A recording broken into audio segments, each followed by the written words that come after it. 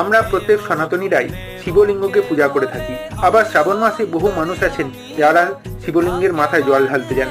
কিন্তু বহু নোংরা মানুষ আছে যারা বলেন যে শিবলিঙ্গ হচ্ছে ভগবান মহাদেবের নাকি কোনো গোপনাঙ্গ। কিন্তু আপনি যদি সঠিক জবাবটা জানেন তাহলে তাদের মুখের ওপর জবাব দিয়ে আসতে পারবেন। লিঙ্গ শব্দের অর্থ হচ্ছে চিহ্ন বা প্রতীক, আর সনাতন ধর্মের শিবলিঙ্গ হচ্ছে শিবের প্রতীক।